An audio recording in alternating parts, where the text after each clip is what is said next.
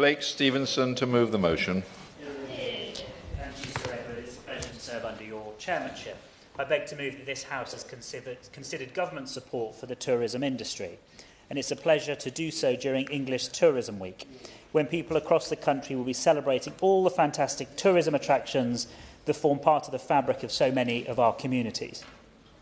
From Land's End to John O'Groats, from the Needles on the Isle of Wight to the Neolithic site of Skara Brae in the Orkney Islands, from the Titanic Museum in Belfast to the Roman ruins of Colchester. Across the length and breadth of the United Kingdom, we're fortunate to have unique and interesting tourism attractions in, I would feel reasonably confident in saying, every constituency and every corner of the country. Tourism is a vast worth £145.8 billion to the UK economy, equivalent to 6.5% of UK GDP. Tourism supports 3.8 million jobs, with 1.6 million people directly employed in tourism. 328,000 businesses, representing 6.6% of all businesses in the UK, are tourism businesses, with 76% of those made up of micro businesses. Tourism is the UK's sixth largest export earner, and it feeds into a wide tourism ecosystem supporting local high streets, hospitality, and a wide range of other industries. This government has an ambition to reach 50 million tourism visitors per year, and it is an ambition that I support. And I hope that in this debate we can examine the role that government, that we in this place, can play in supporting tourism nationally and backing our tourism economies locally. I'm aware that as a Member of Parliament for Mid Bedfordshire, I may not be the most obvious voice for tourism in this place. Bedfordshire has been rather left behind by the tourism economy. We're one of the last counties in England without an official local visitor economy partnership. And despite fantastic attractions like English Heritage's Rest Park, Whipsnade Zoo and Woburn Safari Park, and I refer members to my register of interests following a Safari Park's kind hosting of a round table and a tour of the park for me earlier this year. We also have a Centre Parks in Woburn, Forest, the Boston Lakes Resort, Luton Hoo, and so much more. Anyone who watched my tourism in Bedfordshire debate last year, indeed, I'm glad to be debating the Minister on Tourism again, will have heard me extol the virtues of Bedfordshire as a place to visit, Mr. Chairman. But despite those fantastic attractions, our county has a domestic tourism economy of just £250 million and an international tourism economy of just £100 million. We're not a remote county with a major international airport, a motorway and a direct rail connection. Bedfordshire's tourism economy should have so much potential to be a key part of growing the economy. And where Bedfordshire has lagged, now it can lead. The government has already thrown its weight behind East West Rail, and that has the potential to make a real difference to local tourism. Setting our county up as a central piece of an Oxford to Cambridge growth corridor that is full of growing businesses, but more importantly for this debate, of attractions that embody what it is to be an English county. As many colleagues do, we have fantastic opportunities in Bedfordshire to deliver new attractions that will boost our tourism economy too. The Bedford to Milton Keynes Waterway Park is one such opportunity, attracting 750,000 visitors, creating 1,000 jobs and bringing in an extra £26 million for our local economy. I'll continue to bang the drum to get that delivered as quickly as possible. The other major tourism project in my constituency is the Game Changer. Looming like a monstrous shark off the Amity Island, a prehistoric predator off the coast of Costa Rica, or an Italian-American plumber in the Mushroom Kingdom, the Universal Studios theme park at Kempston Hardwick, would transform the tourism landscape in Bedfordshire.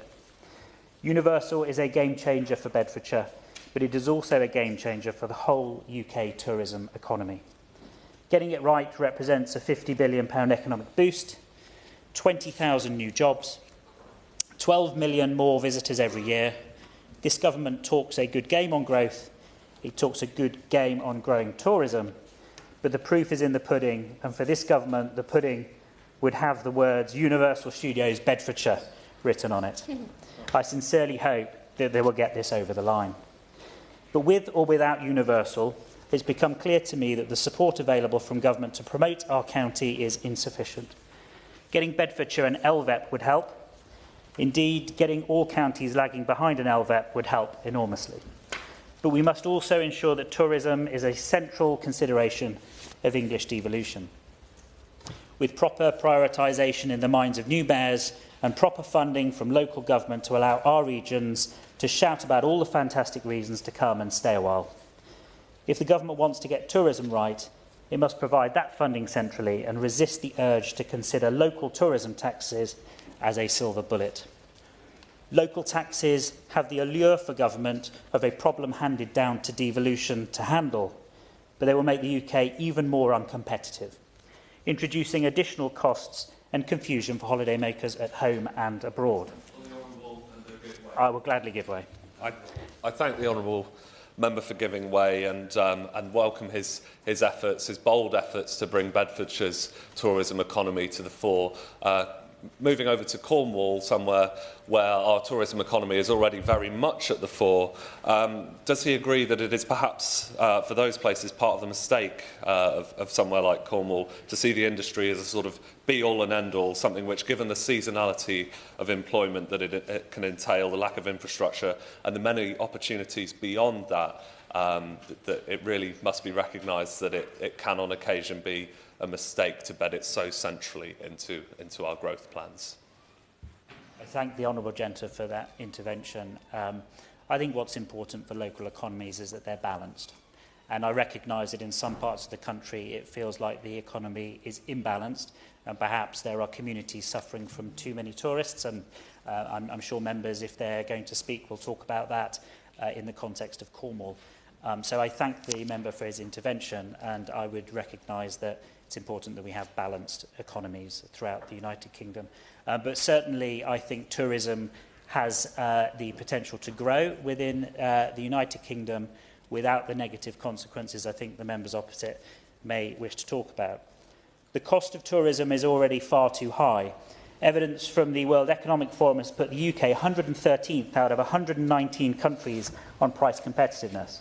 Our visitor visas are uncompetitive internationally. A 10-year visitor visa costs £962. Comparably, the United States charges Chinese visitors just £135 for a visa of the same length. And repeat visa applications face a bureaucratic process requiring them to resubmit their biometrics, often a complex process for visitors from rural areas who may need to travel significant distances to provide their biometrics. Lower cost, longer lasting, simpler visas will help make the UK much more competitive as a tourism destination. Our international price competitiveness was already low before the government hiked the price of electronic travel authorisations by 60%, a policy that they admit will cost the UK just over 100,000 visitors every year. That's 100,000 fewer people staying in the accommodation sector. It's 100,000 fewer people eating and drinking in our pubs and restaurants. It's 100,000 fewer people enjoying everything great that Britain has to offer and recommending a visit to their friends when they get home. The Home Office estimates that means a cost to the UK economy of something in the region of up to £734 million over 5 years. Done in the same breath as talking about being a government for growth and growing the tourism economy to 50 million visitors per year. Mr Chairman, if we're to achieve the government's goal of 50 million visitors per year, we need to make the UK more attractive to visitors at home and abroad and less attractive as a source of revenue for the Treasury or local authorities.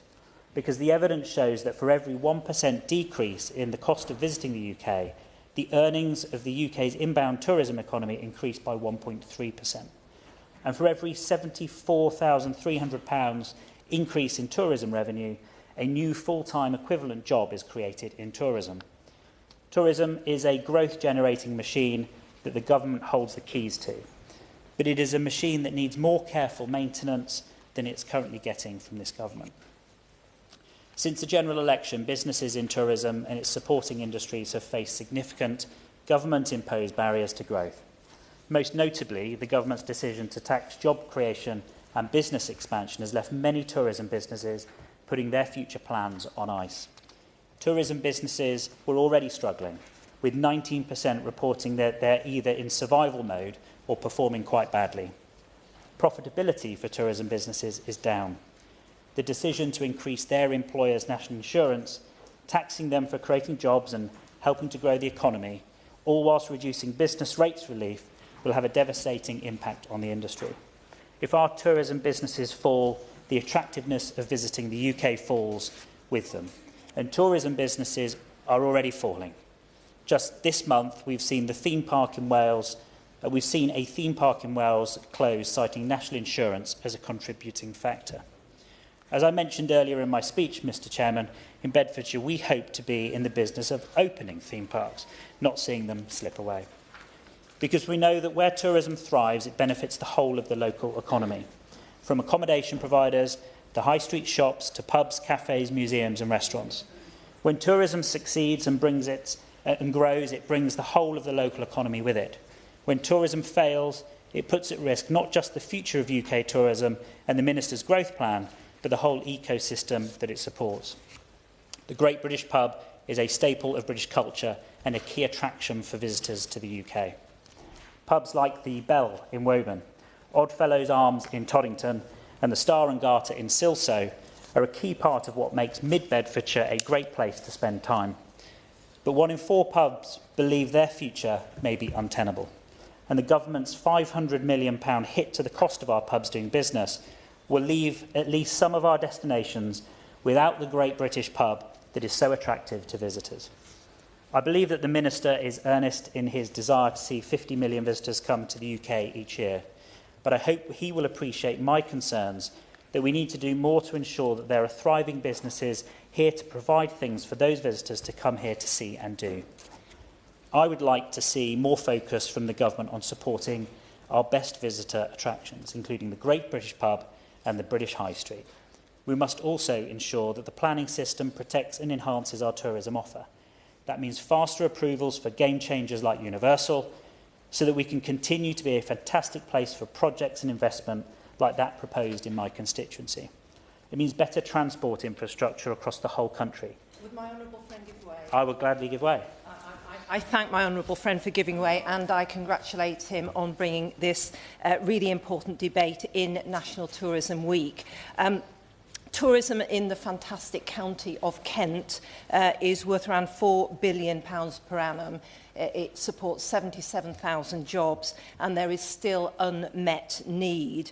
But does my honourable friend agree with me that the reinstatement of Eurostar stopping at Ashford and Ebbsfleet would help the county further grow this vital sector? I thank my honourable friend for that intervention. I think that's an absolutely fantastic idea. I was travelling just yesterday on the Eurostar, and I was thinking to myself, how great would it be if the train stopped at Ashford and Ebbsfleet, and passengers could get off, having come from the Netherlands, to savour the delights of Kent, a county that I know very well. So thank you very much for that intervention. I think it's a fantastic idea, and perhaps the Minister may have an update on what is happening with Eurostar. He might. He also might not. He also might. Let's see. But better transport infrastructure across the whole country would help our tourism industry, including delivering Luton Airport expansion in Bedfordshire. And perhaps the Minister has an update on that, or maybe he does not. And it means finding the right mixture of development in areas like mine to allow for some of the things we need to take advantage of the opportunities of tourism.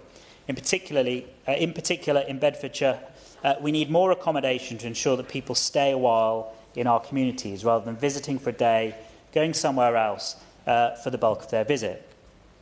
It also needs to protect and enhance some of the beautiful countryside and landscapes that distinguish our country and our counties from our international competitors. The Green Sand Ridge National Character Area in my constituency of Mid-Bedfordshire is characterised by its ancient and modern woodlands, farms and parkland, and the historic look and feel of its small settlements, often former estate villages. Many of those settlements are distinctive Bedfordshire ends villages, hamlets or small villages built in a line along the road. But development within the National Character Area is threatening the character of many of these small settlements.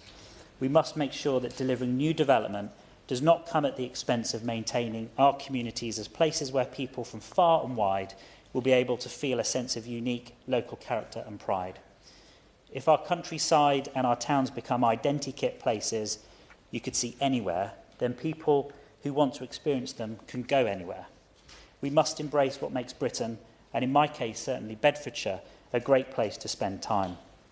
Mr Chairman, I hope that it has come across in this debate that I wish the government the very best in their ambitions to deliver their national visitor economy strategy later this year and to achieve 50 million visitors per year. In me, they will find a constructively critical friend willing to work across the House to deliver on the promise that the tourism industry can bring to my local economy in mid-Bedfordshire and the UK's economy as a whole. I hope that as the Minister continues to shape his thoughts on his strategy, he will consider my remarks today in that spirit. I hope that his strategy will set out how his government will protect and enhance the attractiveness of the UK offer to visitors from overseas and domestic holidaymakers. That means protecting the things that make Britain great, from the high street to the local pub to the beautiful countryside to the many set-piece tourism attractions that we are known the world over. I hope that his strategy will also set out a coherent plan to make the UK more price competitive with our major international competitors. Government cannot simply talk growth into being, it takes real decisions, tough decisions on competing priorities to make the UK more competitive and bring about growth. I've mentioned electronic travel authorisations, but the industry have also raised things like tax-free shopping, visa costs and air passenger duty with me in preparation for this debate. It is clear that more must be done to bring the cost of visiting the UK down to deliver growth in tourism. I hope that his strategy will set out, alongside the work his colleagues in MHCLG are doing, how the government's plans for English devolution will empower local communities like mine to drive our local tourism agendas. In particular, I'd like to see the completion of the rollout of local visitor economy partnerships so that counties like Bedfordshire can take our place at the tourism table and shout more easily about all the fantastic things to come and do in our county. I would also like to see the new mayors and local authorities backed with a framework and real funding from government to deliver local tourism strategies. I believe that it is desirable to tie all of these strands together for the government to commit to tourism as a priority, including tourism in the industrial strategy and having a dedicated tourism minister working cross-departmentally. Not as he currently is, a tourism minister stretched across multiple portfolios and departments would be a positive first step towards that. Finally, Mr Chairman, the Minister knows that I cannot possibly end this speech with a final expression of my hope that we will one day be able to cut the ribbon on a new Universal Studios theme park at Kempston Hardwick in mid-Bedfordshire. I know the government remains locked in negotiations with Universal, and both parties continue to have my full support to do whatever it takes to secure this fantastic investment in my community. Thank you, Mr Chairman, and I look forward to hearing ideas from colleagues about how we can best support our tourism industry across the United Kingdom. The question is that this House has considered government support for the tourism industry. I remind members if they wish to speak, they need to bob. Sonia Goodman. Thank you, Mr Chairman. It's an honour to serve under your chairmanship. I'd like to congratulate the Honourable Member of Bedfordshire for bringing forward this important debate today. If members are thinking about where to visit in Easter holidays or the summer holidays that approach, I have a location in mind. It's somewhere where you can pick up a fossil, you can get a boat trip, where you can see the sets of Peaky Blinders where it was shot, or you can feed the giraffes. And if you need any more clues, it's the heart of the Industrial Revolution. And if some of the members are still guessing, then I have one answer: Dudley. From the Dudley Zoo and Castle to the Black Country Loving Museum, and of course the historic canals and caverns at the Dudley Canal, where you can enjoy a leisurely boat trip or enjoy the beauty of the canals as you go from the picturesque walk. Dudley Borough has 9.6 million visitors a year in 2023 and a visitor economy of 447 million. And Dudley has something to offer for everybody. The tourism sector in Dudley has also supported a wide range of jobs, from retail to zoology to site managers to tour guides, and it's an integral part of society and the fabric of Dudley. Therefore, I think it's time we push forward a plan to revitalise and further extend this industry with a fresh start. But I must stress that plans to talk about tourism can't just be in hotspots like London or coastal towns, but also in towns that are rich in culture and history. For example, the Black Country Living Museum, which has carefully reconstructed shops, houses and industrial areas that represent the Black Country history. And it was a pleasure to hear that they had a record-breaking year in 2023 with 100,000 visitors and 53 students and pupils.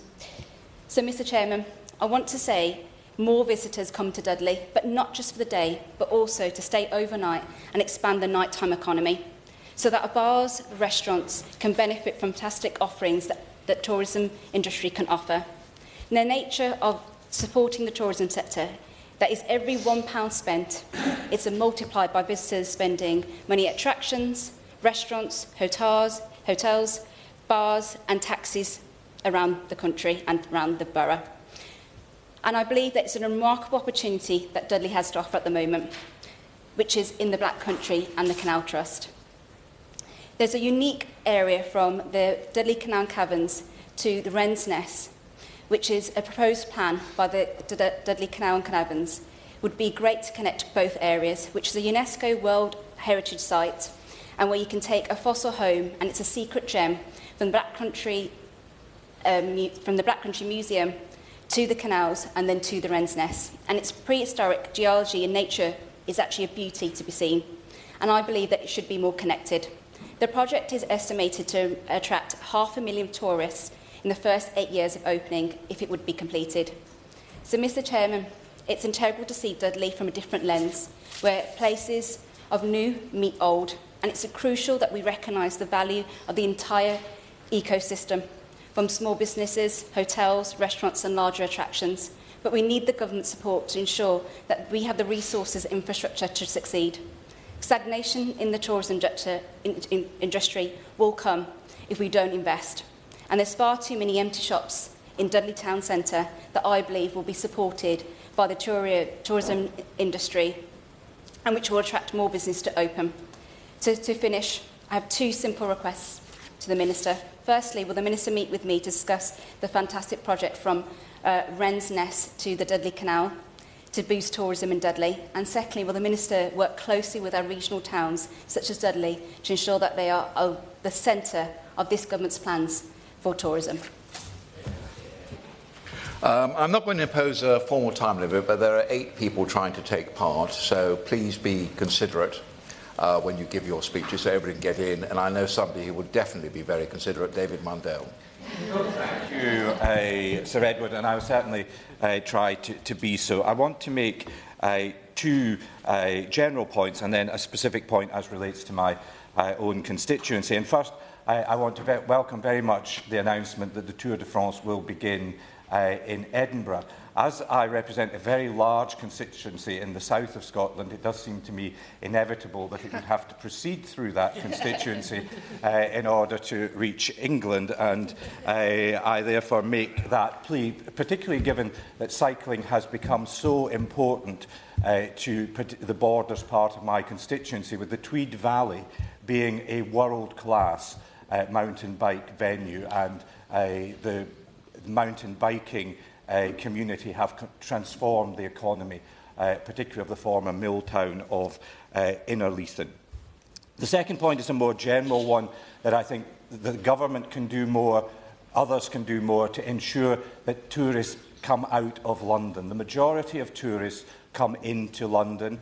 We all pass through the streets of London in this crowded centre around Parliament and see the streets teeming with people. Of course, London has great attractions, but so does the rest of the United Kingdom. We've heard about Dudley, we've heard about Bedfordshire. We need to do more to encourage tourists to leave London and see the rest of the United Kingdom. And in that regard, I hope the Minister and Government will continue to work with the Scottish Government in their objectives of promoting Scotland. But as the Minister would expect, my view is, of course, of Scotland within the United Kingdom and not Scotland as a separate entity, as sometimes they have been moved to do. Now, like most members, I would obviously advocate the benefits of my constituency. Because it's a very large constituency, you immediately fall foul of trying to list the attractions and facilities there, because obviously you run the risk of missing some. But it is a very, very scenic rural area. I'm very pleased that there is government support, for example, continuing for the Clydesdale Way, which will link cycle and walking routes in the South Lanarkshire part of my constituency, and there is support for the redevelopment of the Crook Inn, which is a historic inn in the Borders, which will now have a bunkhouse to support walkers and cyclists. But recently, the Dumfries and Galloway part of my constituency has received a disappointing setback when an article appeared in the Times newspaper on the 26th of February by a journalist, Gabriella Bennett, and it was headed, "I hate to say it, but I won't be rushing back to South West Scotland." Now, I think sometimes journalists in national newspapers don't realise the impact that they can have on local businesses and local communities. And this article is not just wrong, it's ill researched, because Miss Bennett, in her article, says, and I quote, "Once you get to Dumfries and Galloway and moon over the nature there isn't an awful lot left." Well, she obviously took no time to find out about the plethora of distilleries, galleries, delis, cafes, restaurants, art galleries, museums, outdoor activity centres, off-road cycle centres, castles, public gardens, National Trust houses, farm parks, children activity centres, history tours, guided art tours, golf courses, independent retailers, a planetarium, book and record shops, to name but a few. I'm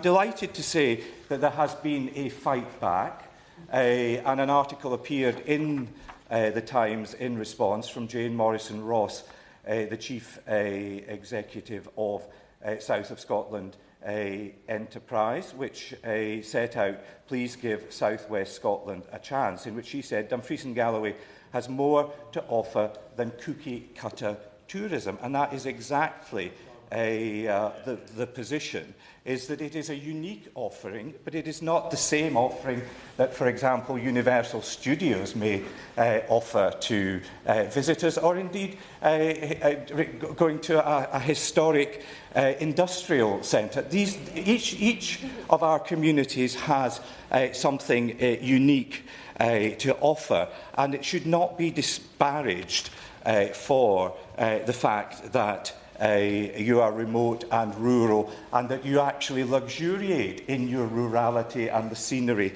and the quietness and the natural environment you create. However, Dumfries and Galloway does have other features, one of which I know would appeal particularly to the Minister, and that is the Cairndale Hotel in Dumfries' new £2 million destination spa, which is already attracting national attention as one of the best spas in Scotland, which takes up 1,300 square metres over 2 floors, featuring a thermal pool, aroma steam room, Himalayan salt and infrared saunas, herbal lounge and a private bathing suite. And I know that he would be very, very welcome in those premises. I am inviting you because it is a flagship new development in the constituency, as is the announcement that Ellisland Farm, which I visited recently near Dumfries, has had a substantial investment of nearly £500,000 from the National Lottery Heritage Fund. And this iconic location, which is the former home of Robert Burns, plays a crucial role in Scotland's history and identity, and is going to be an immersive visitor experience. I could go on, Sir Edward, I won't go on too long. I will mention the Grey Ware's Tale, Moffat Dark Sky Town, the Moffat Eagle Town, Annan Harbour and Annandale Distillery, and of course the iconic Gretna Green, which has been for so long the United Kingdom's leading wedding venue. And if anyone is so minded, there are very attractive packages on offer there. But I think that I hope that in my brief contribution, I have well and truly suggested that Ms Bennett, in her Times article, was completely and utterly wrong about Dumfries and Galloway, and it is somewhere that is well worth visiting. I assure the honourable member on behalf of the whole House that we love South West Scotland almost as much as Dudley. Paul Davis. Thanks, Sir President. It's a pleasure to serve under your chairmanship.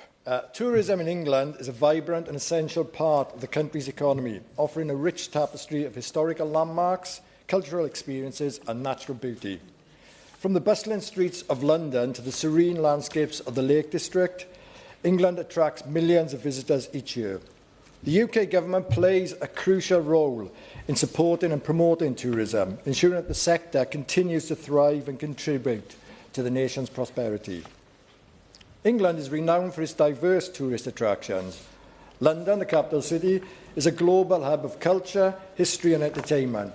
Visitors flock to iconic landmarks such as the Tower of London, Buckingham Palace and the British Museum. The city's vibrant art scene, world-class dining and shopping districts make it a must-visit destination. Beyond London, cities like Manchester, Birmingham and Liverpool offer unique culture experiences.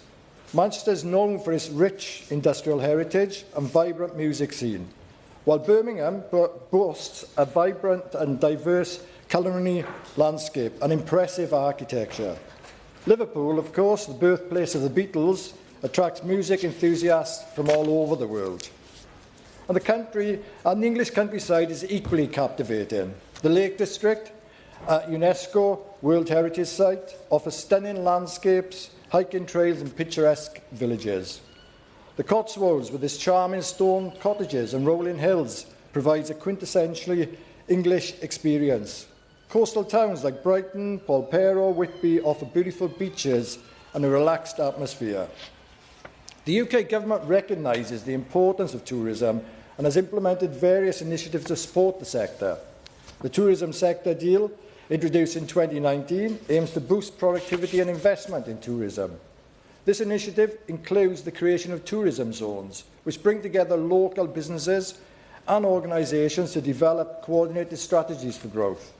These zones focus on increasing off-season visits and enhancing the visitor experience. The Government is also investing in skills development to ensure the tourism industry is well-equipped with well-trained workforce. 2 new T-level courses in cultural heritage and visitor attractions and catering have been introduced to provide specialised training for future industry workers. Additionally, the Government is working with industry partners to deliver 30,000 apprenticeships per year by 2025. In response to the COVID-19 pandemic, the Tourism Recovery Plan was launched to assist the sector's recovery. This plan includes measures to support businesses, protect jobs and promote domestic tourism. And the Government is also focusing on making the UK the most accessible tourism destination in Europe by 2025, aiming to increase the number of international disabled visitors by a third. The Colne Valley and Home Valley, regions that I represent, are rich in cultural heritage and community spirit.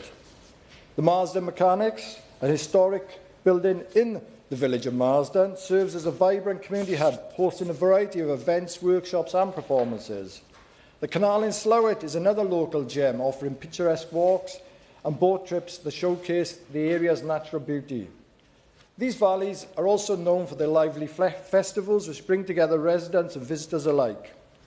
In Colne Valley, the annual Marsden Jazz Festival attracts music lovers from far and wide. while the Slowett Moonraking Festival celebrates local folklore and with lantern parades and performances. Last but not least is Home Firth, a charming market town that offers a unique blend of natural beauty and cultural heritage, known for its picturesque landscapes, and as the filming location for the iconic TV series, and I'm testing people's age here, The Last of the Summer Wine. I've just tested, they're laughing, so it's fine.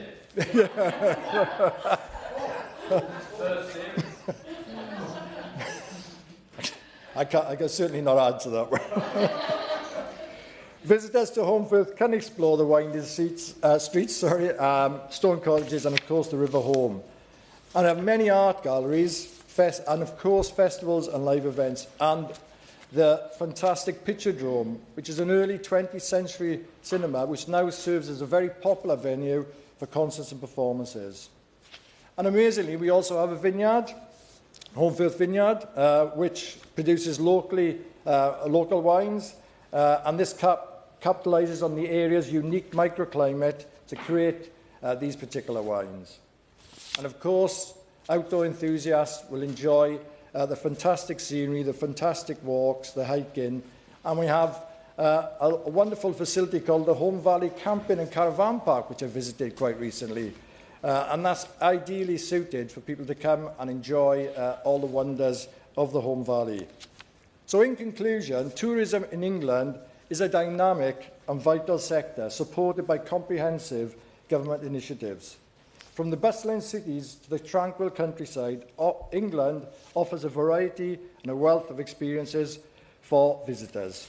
Home Firth in particular stands out as a charming destination in West Yorkshire, offering a mix of cultural attractions and natural beauty that captivates all who visit it.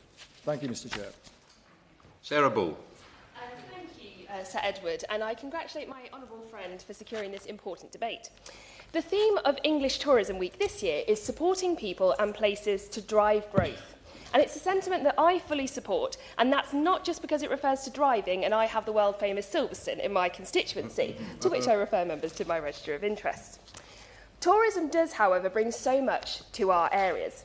Like my honourable friend for Mid-Bedfordshire notes, South Northamptonshire may not have the illuminations of Blackpool, the beaches of St Ives in Cornwall, or the famous Giant's Causeway of County Antrim, but in addition to our racing jewel in the crown, we have the Stoke Bruin Museum alongside the Grand Union Canal, Tanks a Lot, a tank driving experience in Helmden, Selsey Forest, a medieval royal hunting ground, Wollaston Museum, Toaster Museum, some beautiful Grade 1 listed churches, some gorgeous gardens like the Evenley Wood Gardens, and beautiful high streets, be that Toaster or in Brackley, the latter of which hosts Brackley's Got Talent summer show and the former a midsummer festival. So you don't also have to go to my alma mater of Oxford to see history in action. You could also go to Sulgrave Manor, which is a Tudor manor and the ancestral home of George Washington, the first President of the United States of America. It has also just recently been announced that a local visitor economy partnership for Northamptonshire has been approved by the government and UK tourism body Visit England. And this is great in the year in which Northamptonshire, as a wider county, hosts the Women's Rugby World Cup, celebrates 75 years of Formula One, alongside a cultural programme remembering the anniversary of the Great Fire of Northampton. But it is just the first step in a long journey to help unlock funding and support and allow us to compete on the national stage. Now, whilst the ambition of the government is its strategy to grow inbound tourism to 50 million visits by 2030, which I applaud, I do return to the theme of this week, which is supporting people and places to drive growth. Many of those who run these businesses do not feel that support. They are so worried by the budget announcements in terms of the employers' national insurance contributions and minimum wage increases alongside the reduction in business rates. These do not help them grow. Now, in response to this, the government often just quotes 22 billion black hole or 14 years of chaos, but I would gently remind them that that is of little comfort to those business owners.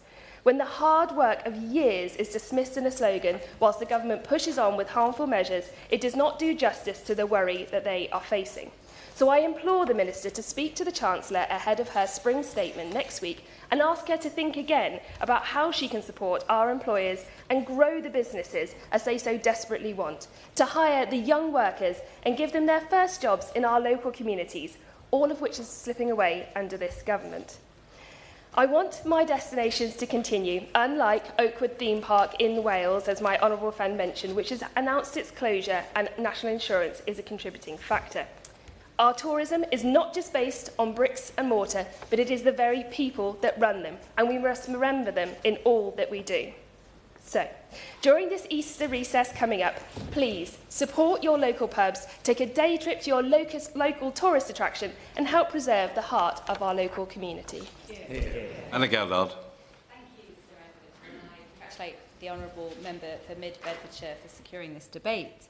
Tourism is a cornerstone of life in South East Cornwall. From the beautiful sand beaches of Whitsand Bay to the historic harbour at Polperro, our coastline is a true gem.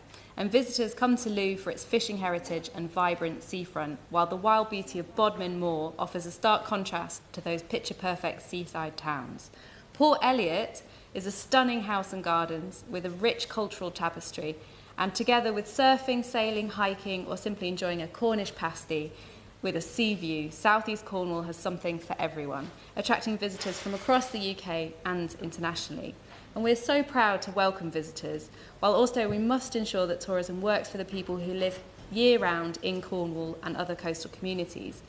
Like mine, those communities are distinct from inland neighbours in ways that are both full of pride and also bring specific challenges. Tourism brings jobs and investment, but our local services, our housing and infrastructure must be able to support both residents and visitors alike. So many industries are tied to tourism in my constituency, and they are struggling outside of the peak seasons. They rely on these summer boons to sustain them through the quieter months. So it cannot be our only route to prosperity, but we must celebrate everything that it brings. We cannot have local families and businesses sitting idle and waiting for the summer season to return, so that balance in our community is so important, as the Honourable Member has mentioned. Supporting tourism is not just about increasing visitor numbers, as other members have said, it's about ensuring that those communities can sustain and flourish year-round, and that means investing in local infrastructure, in transport and in housing. So coastal towns like mine are places where people can afford to live, work and visit. Supporting our local attractions enriches our lives at home and boosts the economy, and places like South East Cornwall has so much to offer. Our community is resilient, but we certainly need recognition and support for the work that goes on year-round. Labour now represents more coastal seats than ever before, and we have the opportunity to deliver a sea change around our coastal towns that's so desperately needed. It was terrible, but it had to be done. So I ask the Minister to outline what support the Government will provide to areas like mine in South East Cornwall, where tourism is such a key part of our economy, to ensure that it's sustained, manages and grows sustainably. It's vital that my local community is equipped to thrive in the long term, and our coastal towns remain vibrant and resilient, not just during the peak season, but year-round. Last but not least, Jim Shannon. Thank you very much, Mr. Chairman. Real pleasure to serve under your chairship. And can I thank the Honourable Member for Mid-Bedfordshire for his passion for making the best of our potential. Others have raved about their constituency, and I'm going to do something similar. And that'll not be a surprise, as probably to be expected. The only difference will be at the end of this year, I'd be expecting everybody to sign up for a trip to Strangford and to book the flight on British Airways or Aer Lingus, whatever you want to do. But anyway, that's by the way. Yeah. In Northern Ireland, tourism generates some 4.9% of GDP. Really important for us in Northern Ireland, tourism, contributing 750 million to the local economy each year. The industry offers high numbers of entry-level positions. Some of the things we're very proud of course, is that it provides training, particularly for young people. And it is one of the very few sectors where the majority of employees are women. So the opportunities there for more ladies to have jobs in that sector are something specific. Indeed, external visitors were estimated to take some 3.3 million overnight trips to Northern Ireland in 2023. Expenditure with these trips was just short of 1 billion, making tourism worth nearly that 1 billion for an export business. In addition to this, in 2023, 2.1 million overnight trips were made by local residents and domestic trips. So there's lots of. We also have a very, very strong connection, of course, with our Scottish Gaelic cousins. Scotland and Northern Ireland, of course, are always relationships, friendships, families. The fact that my ancestors came from the lowlands of Scotland to Northern Ireland makes it an important one for me. But those are some of the things that we can work on. The central economic theme for Ards and North Down Council is tourism. It creates jobs, it creates wages, it creates opportunities. So we've not yet come close to the potential that we hold, but I know that my local council are working on displaying to the world all that we have to offer. From Airbnbs with stunning sea views to sea bathing facilities for those who are game enough to try wild water bathing, from beauty salons to beauty vistas, from tours at the world-class Ecklandville distilled whisky, to rounds of golf was second, I believe, to non-golf courses. Strangford has, I believe, all to offer. From water sports to dolphin spotting boat tours, in and out of the loch, there's so much for every age to partake of. We also have a very rich culture and history, from our historical monastic trail, St Patrick's, obviously, to the top of one of the top 10 world-class gardens in the world in Mount Stewart. Excellently run by the National Trust and one to be visited just to see what they have. From World War sites to modern day marvels, all of it served with a side of the warmest hospitality and the tastiest home-cooked farm-fresh food that you would ever hope to have. So I defy any honourable member, right honourable member in this House today, and indeed further afield, to try to offer the mix that Strangford has naturally at its fingertips. However, the fact is, when you look up city breaks, and here's the issue, when you look up city breaks or adventure weekends, you'll have to scroll to find Northern Ireland. And this does, I believe, a disservice to the entirety of the United Kingdom, because we're very proud to be part of the United Kingdom of Great Britain and Northern Ireland. I say it every time I speak about it. I say it because that's what I believe, Sir Edward, and what I think we need to be focusing on.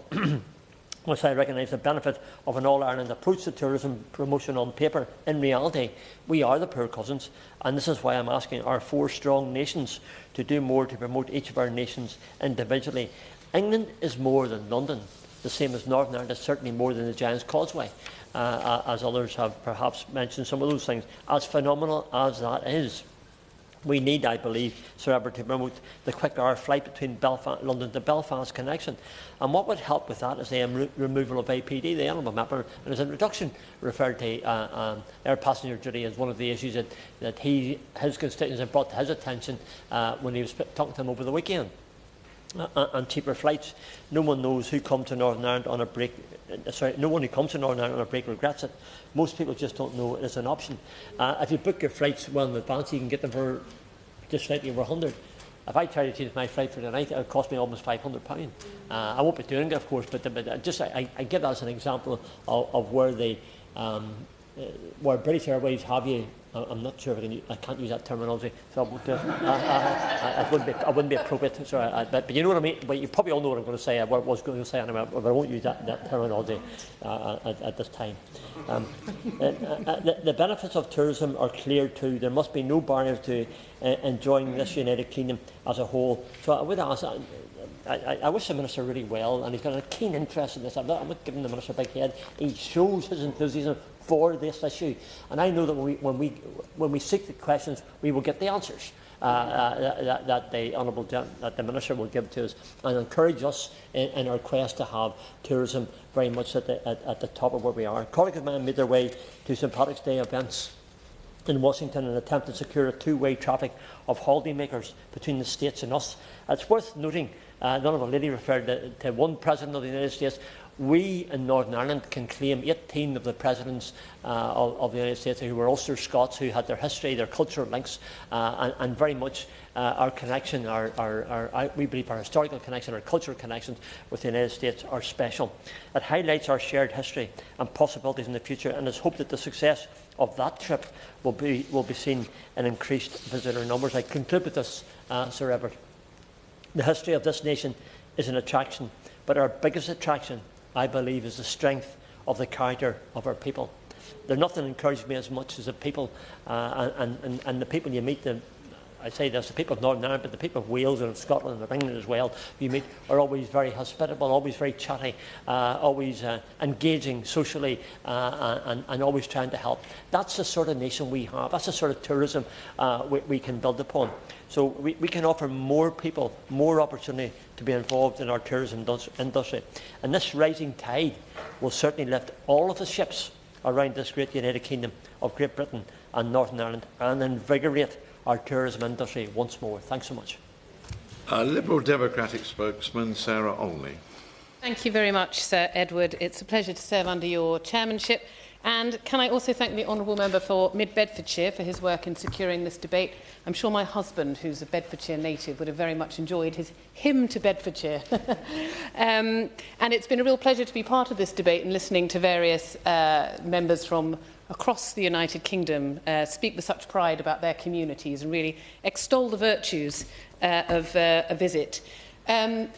But while estimates have shown that visits to the UK are set to return to above pre-pandemic levels, the growth and prosperity which the tourism sector provides to our economy has really been hampered in recent years. The pandemic, of course, is the primary explanation as to why we've been seeing such a huge reduction to the number of people visiting the UK. But of course, another key factor has been Britain's exit from the European Union. In response to a survey asking individuals why they would not consider travelling to the UK, around 60% of respondents identified political uncertainty as a deterrent, while around 45% cited potential increases in post-Brexit travel costs and accommodation.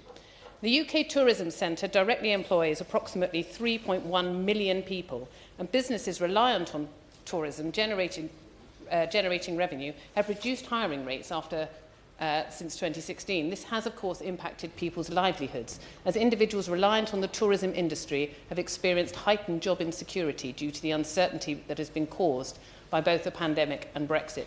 And during a cost of living crisis, it is so important that people feel secure in their field of work. Now, my constituency is home to a number of popular tourist destinations. Richmond Park, of course, after which my constituency is named. The decline of tourism to the UK has been felt by businesses around my constituency, as the park in itself hosts 5.5 million visitors every year. Now, many of the businesses and hospitality sectors in the area rely upon the footfall that the park attracts. And I've already received multiple emails from my constituents to say that how concerned they are about rumoured cuts to the Parks Police Department, which will detract from the tranquillity and safety of Richmond Park. The Parks Police conduct excellent work in royal parks across London to ensure that criminal activity and antisocial behaviour is kept to a minimum. And the service they provide ensures that Richmond Park remains one of London's top tourist destinations. The tourism industry is tied to so many different sections of our society, and this is just one example which displays how insufficient funding to an important department can have a knock-on effect.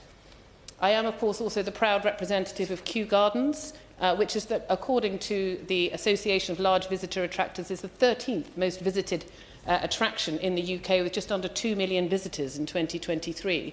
And if anyone is thinking of something to do this weekend, can I recommend a visit to Kew Gardens, particularly to go and see the blossoms and magnolias in their peak season. It is, I swear to you, the best place in the UK to be this weekend.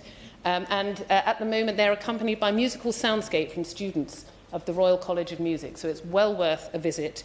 And if you are looking for something to eat or drink afterwards, I can recommend a visit to the Maids of Honour Tea Room just over the road, which is named after the dainty little tarts that have been baked since Tudor times. And Henry VIII was allegedly so taken with the recipe that he kept it under lock and key at Richmond Palace, which you can unfortunately no longer visit because it burned down in the 15th century. But even Kew Gardens has been suffering as a result of the continued suspension of rail services on the railways, the District Line, the Mildmay Line. We have seen repeated cancellations, suspensions of services, particularly over the last year. And I've heard directly from the director at Kew Gardens how this has affected visitor numbers, not just to Kew Gardens itself, but to all of those businesses and services around that have been affected. And again, it goes to show how when we see cuts to transport or unable to make the maintenance we needed to our railway lines, it has an impact on our tourism sector. And the huge role that tourism plays in ensuring the viability of our businesses. And that's why we want to see this reflected in government by upgrading the status of tourism with a dedicated Minister of State for Tourism and Hospitality who can provide this holistic view across government departments and helping to resolve some of the issues, not just in my constituency, but raised by many other members during the course of this debate. Promoting the tourism sector in our society should be a focus for the government, and the appointment of a dedicated minister will provide much-needed oversight and forward-thinking to drive tourism and investment in the UK. In addition, the UK's rich and vibrant cultural heritage is a national treasure, and our creative and tourism industries contribute billions of pounds to our economy and employ millions of people. Our globally renowned creative industries attract visitors to the UK, and we are proud to be home to some of the most visited galleries, theatres and sports venues in Europe. But many of the creative industries intersect with tourism, and the Liberal Democrats support measures which allow creative industries to flourish, which means making tourism more accessible. We want to ensure that people everywhere can enjoy the benefits of sport, music and the arts. One such measure would be to rejoin Creative Europe. The creative industries are one of the many sectors which was severely damaged by the catastrophic Brexit deals patched together by the last Conservative government.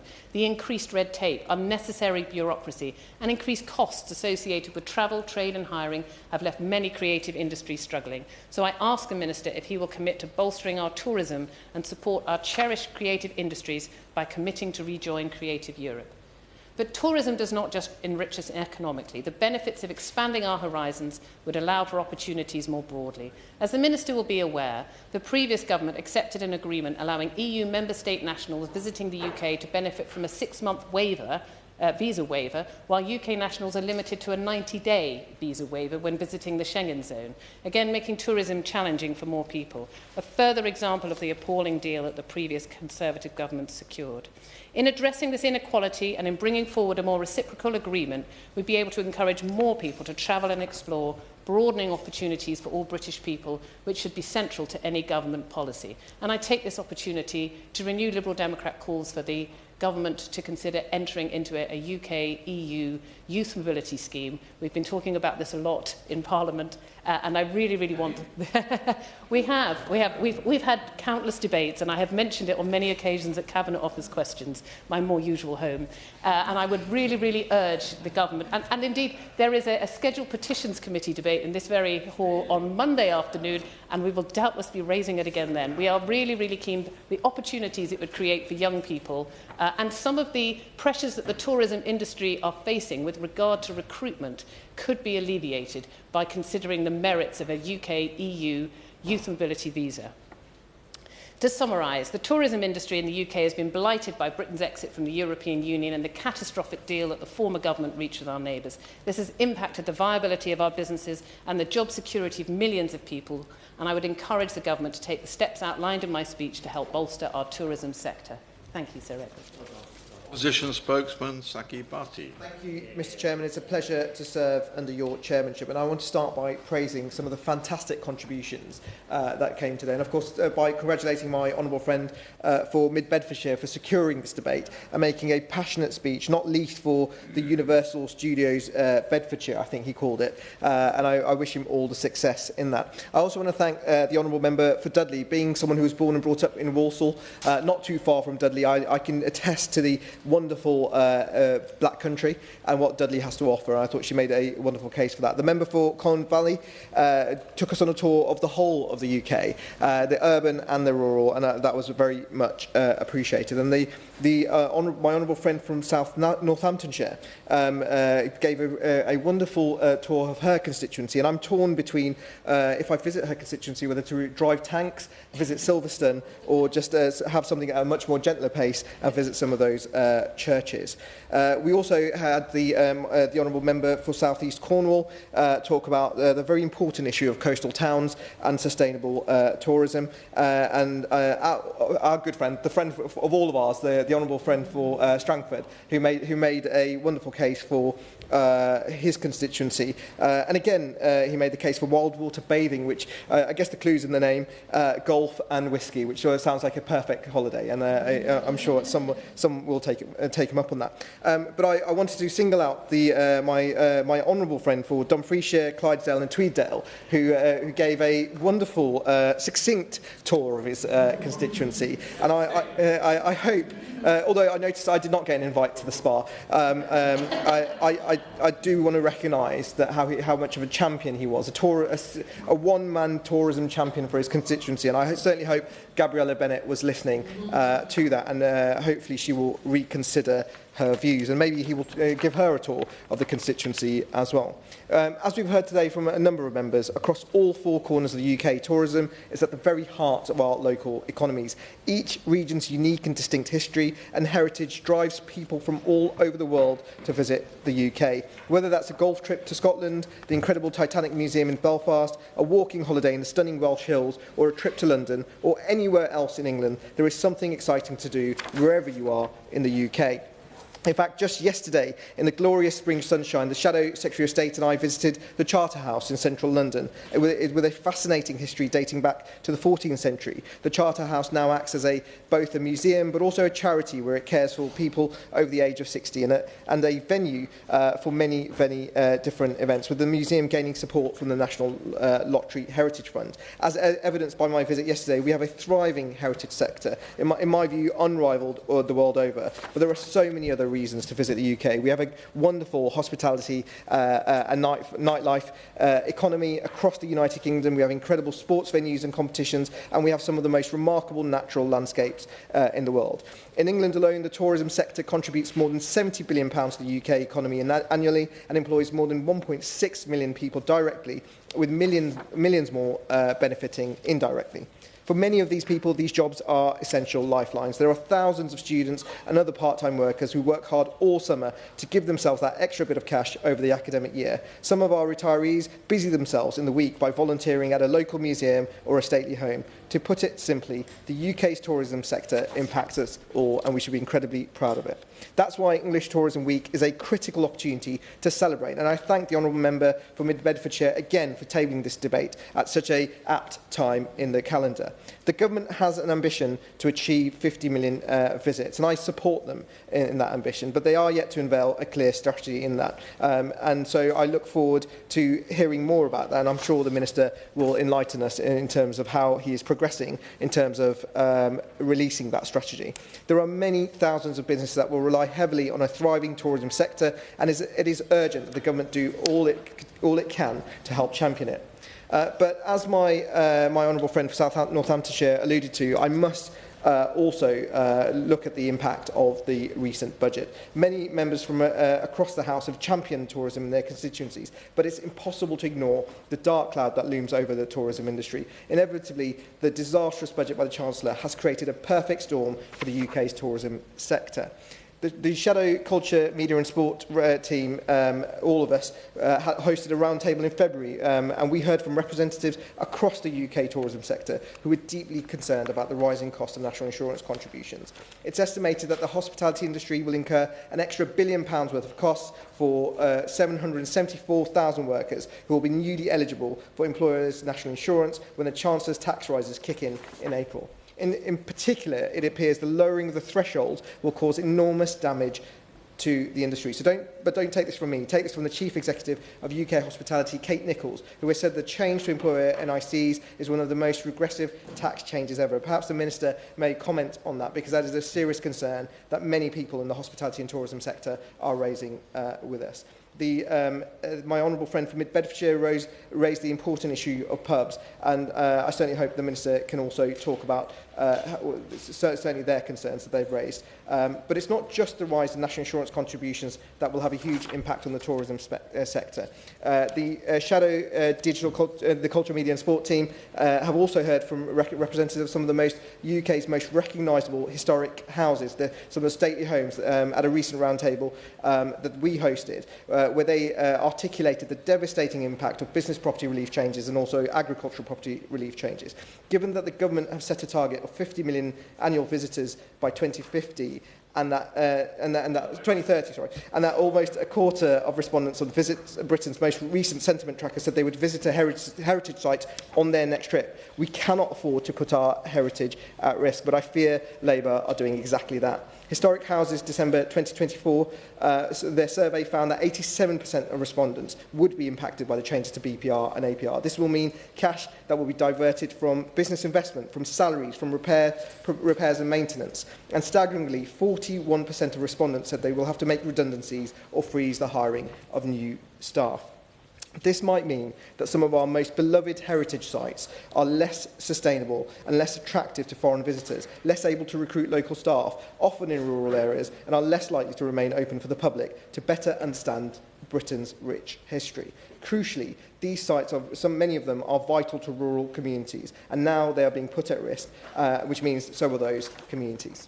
So, Mr Chairman, I conclude with the following remarks. With many businesses in the tourism sector already on the edge, it is deeply concerning that the Chancellor's decisions back in October may push them over the cliff edge. The rising cost of national insurance contributions, minimum wage increases, union-enhancing legislation that is reminiscent of the 1970s, and the reduction in business rates relief could have a terrible impact on businesses in the sector. That's what they are telling us. More importantly, it could mean thousands of people are looking for part-time work this summer, especially in rural and coastal communities struggling to find work. This could have terrible consequences for the government's -- mission of economic growth. And I consider the Minister to be a good man. I believe he is sincere in his ambition to reach his ambition of how many visits he wants in coming to the UK. But I have asked the Minister before about an impact assessment as a result of the Chancellor's budget.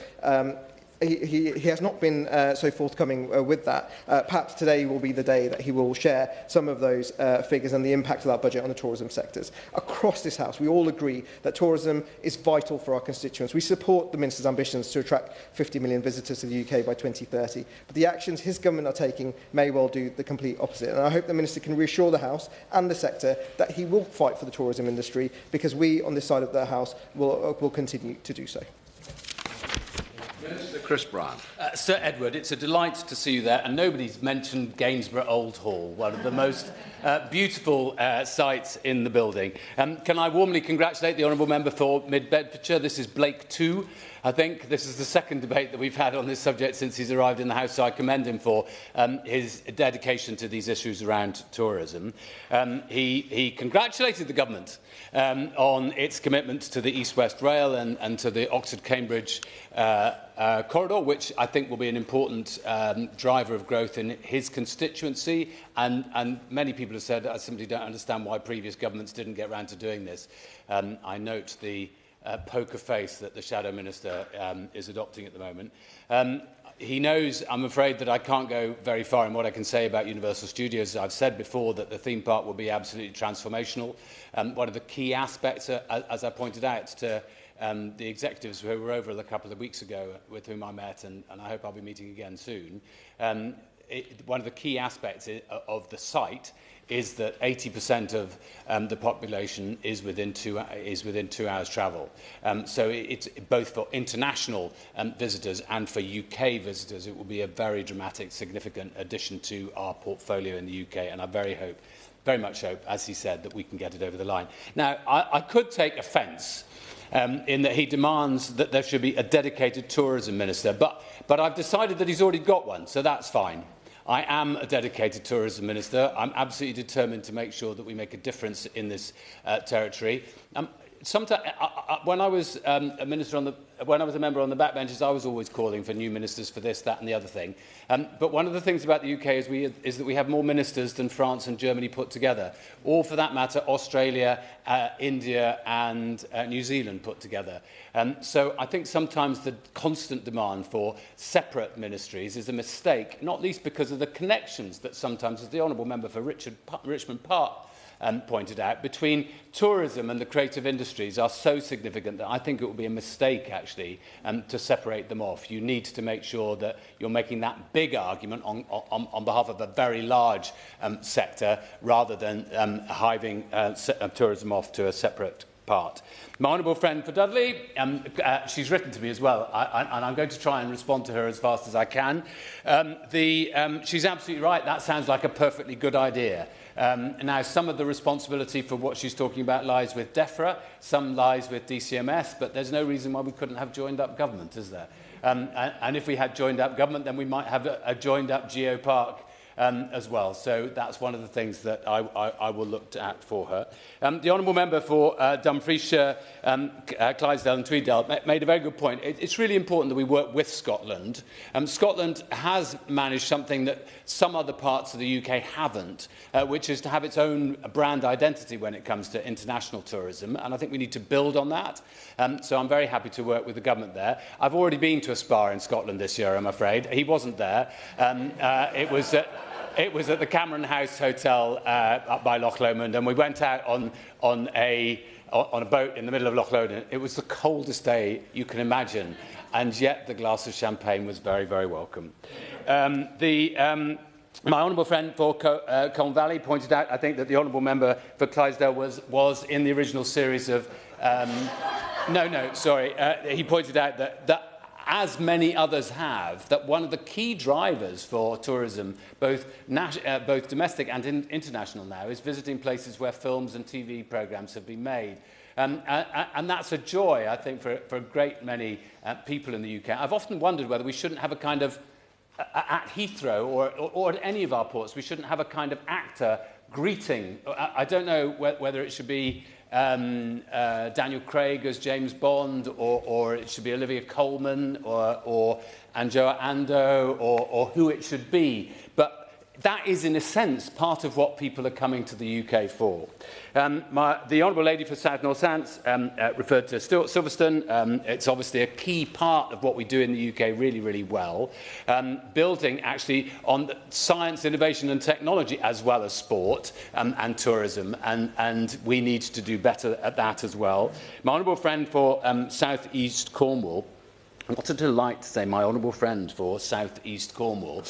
She made a really important point about how tourism is great, but you need to balance it with the other needs of local communities. And especially if a community can feel completely denuded because all the accommodation is used for short-term lets, which are then suddenly empty for large parts of the year. That can be a significant problem, not least because the tourism industry itself needs houses for people to live in when they're going to work in the tourism industry. So we need to get this right. It's one of the reasons that we want to pursue the legislation that was actually introduced by the previous government on short-term lets, and I hope we'll be able to do so fairly soon. My honourable friend for Strangford, he made a really important point, I think, about the character of our people. Because in the end, tourism, hospitality, the word hospitality comes from a guest or a host. And if the host is a welcoming host and the character of the people is welcoming, then that makes a dramatic difference to the whole of the tourism offer. Now, the Honourable Lady for Richmond Park made several EU issues. She persuaded me that Brexit wasn't really a very good idea in the first place. But we are working on a lot of the issues that she referred to, including the question of Creative Europe. I've discussed this with one of the European commissioners in the last few weeks. But as she may know, there's going to be a summit on the 15th of May, and we're very much hopeful that we will get to a place of much greater interchangeability on cultural level, as well as our being able to dismantle some of the friction that there has been. One of the things that has mattered to creative industries, to the art market, we're the third largest art market in the world, is it's been terribly difficult. If you own a Matisse and you live in Italy, probably the best place to sell it in the world will be in the London art market. But following Brexit, it's been almost impossible to bring it in with any kind of ease to sell it and then send it on. I'm really delighted that the Treasury and DCMS working together have managed to sort that out for the British art market only last week. Now, the UK offers, such a phenomenal plethora of different styles of tourism and visitor experiences. As a former vicar, I often think of this as the hymns ancient and modern. We do it all. Very, very ancient. Stonehenge, perhaps one of the most famous sites in the United Kingdom, but there are many others dotted across the whole of the United Kingdom, including way up in the Isles of Scotland. Roman ruins, of course, dotted all over the place, including the Tower of London, although for many people it's more associated with Tudor times. I note that the Natural History Museum has just managed to have some of the best figures it's ever had, placing it, I think now, as the second biggest tourist attraction in the UK after the British Museum.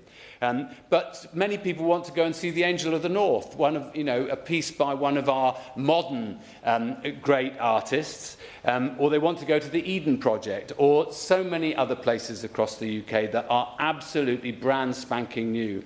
I was in Bath for English Tourism Week on Tuesday, and that showed it all. I mean, it's got the Roman baths.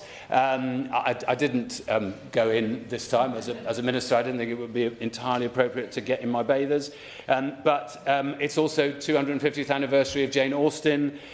You can visit Lady Danbury's house from Bridgerton, which is the Holborn Museum, one of many jewels in the crown of our small museums and galleries, which are often not well known, that we need to make more of. And they're going to have a brilliant new £45 million fashion museum in the next few years, building on one of the biggest collections of fashion in the world. And if anybody didn't ever manage to go to the Divas exhibition, I'm sure the Honourable Member went, the Divas exhibition at the Victoria and Albert Museum, that was absolutely spectacular. One of the best exhibitions I've ever been to. We've got the best castles in Wales and stately homes probably in the whole of Europe.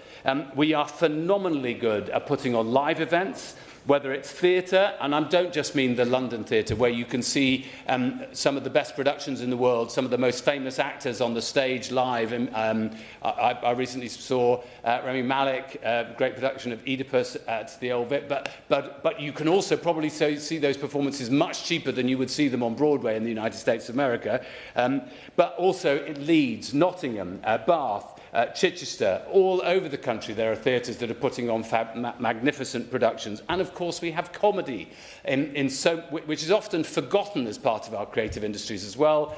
Leicester, perhaps one of the most famous places that has a festival, but there are many venues all around the country.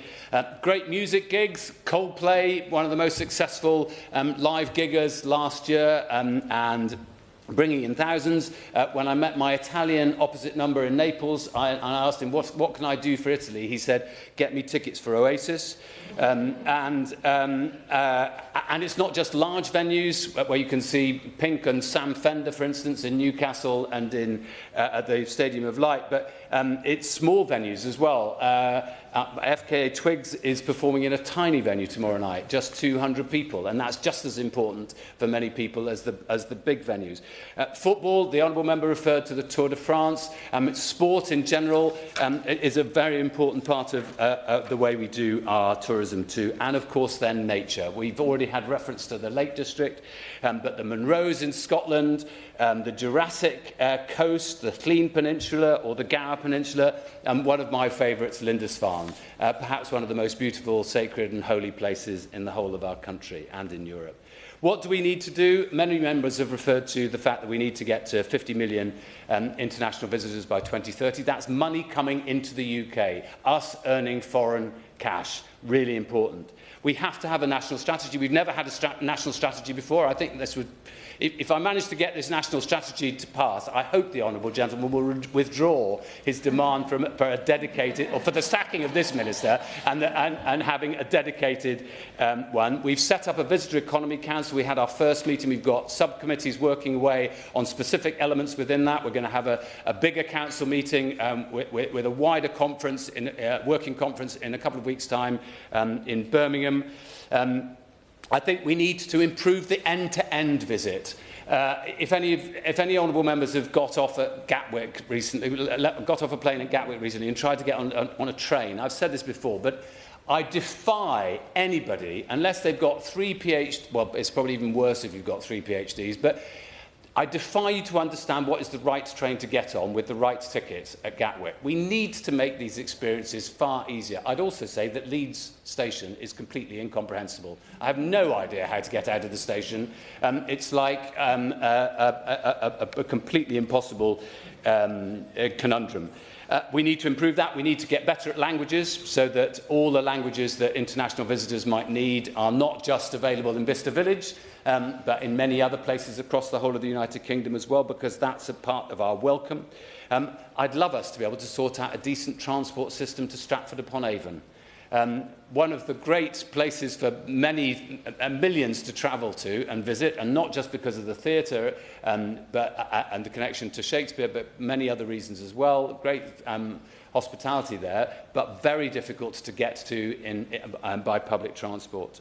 We need to address the skills shortage and probably the labour shortage, which may go to one of the points that was made earlier by the Liberal Democrats. I'm passionate about this. There are many countries in the world who think that working in hospitality is not just a job that you might do because there's nothing else to do. It's a career that you take real pride in. And in actual fact, you might be a waiter for all of your life because you believe that you are in a service industry that you passionately care about and you love engaging with people and making sure that they have a good evening. So, yes, we need to do more about that. That's why I want to create, if we possibly can in this Parliament, 5 centres of excellence in hospitality in the United Kingdom to match anywhere else in the world, so that people know that we really do this well. And it's not just some of the skills that you might get in your local college, but some of the ones about running a hotel industry, running a hotel business, rather.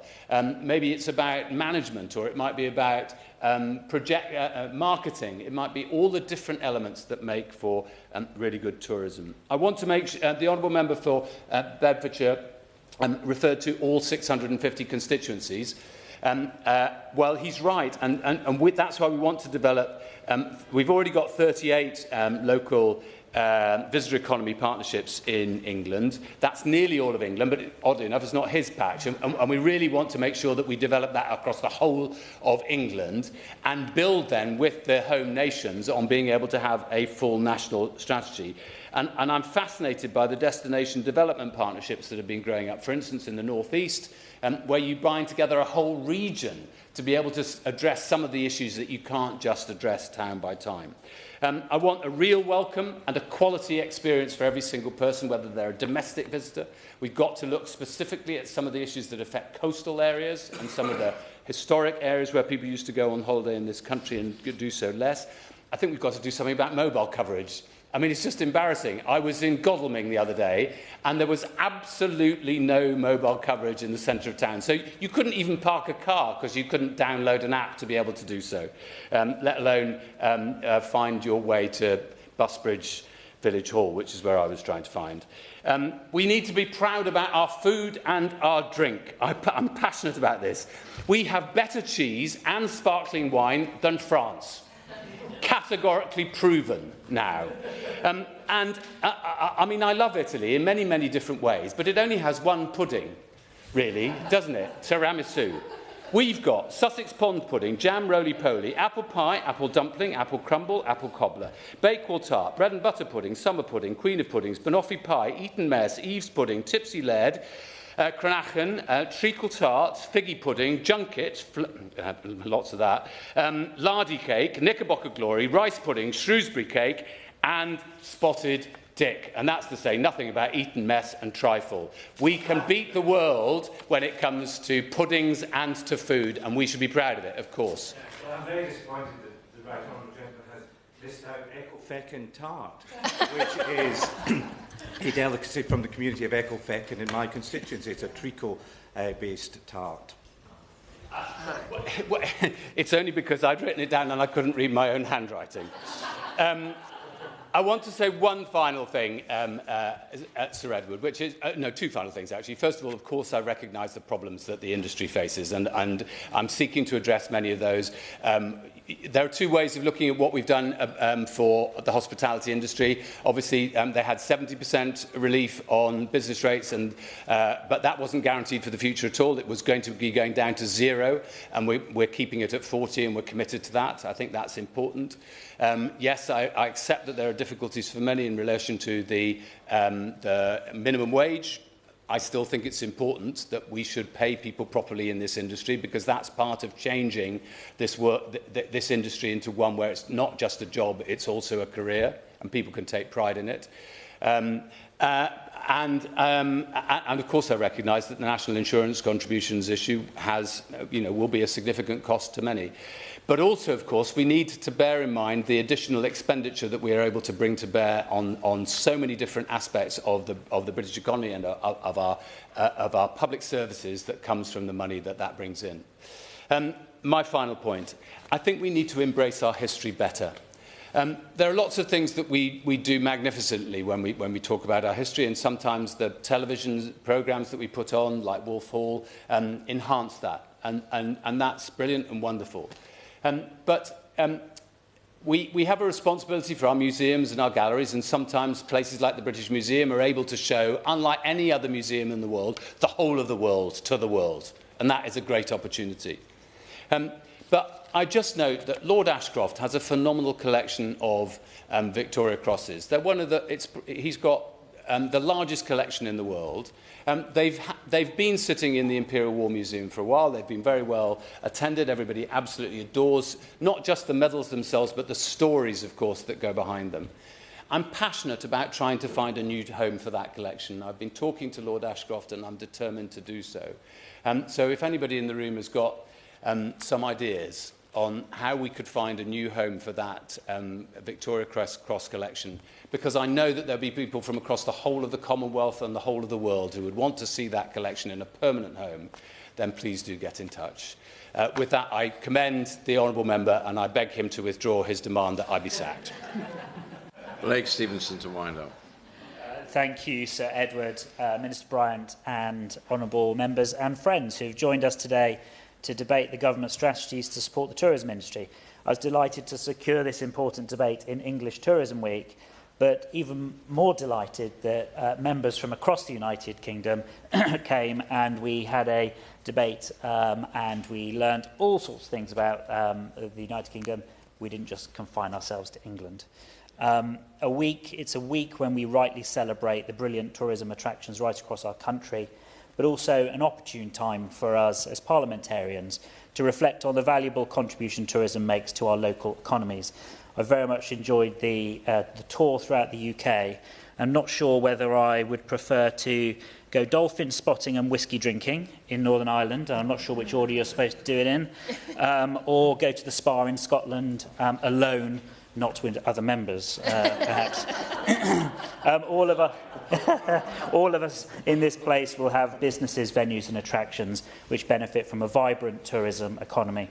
That's why I support the government's ambitions to achieve 50 million tourism visitors by 2030, and why I'll be eagerly scrutinising the tourism strategy the government brings forward later this year. From what I've heard today, the Minister will reflect on some of the points made as he brings together that strategy, and I hope that will include a reflection on the role of English devolution, how the government can help to increase the UK's price competitiveness, how his department will work across government to support the industry, and ensure that we have the right business support, particularly in the context of the increase in employers' national insurance contributions and other overheads that hospitality and leisure businesses are facing. Of course, Mr Chairman, I cannot conclude this debate without repeating my desire to work with government to grow our tourism economy in mid-Bedfordshire and Bedfordshire as a whole. Universal's proposed theme park in my constituency would absolutely turbocharge the local economy, and we must make sure the UK as a whole has the right strategy to take full advantage of it. Thank you, Mr Chairman. The question is that this House has considered government support for the tourism industry. As many of that opinion say aye? Aye. The contrary, no. I think the ayes have it. The ayes have it. Only a pity that nobody mentioned beautiful bracing Skegness in this debate. Order, order.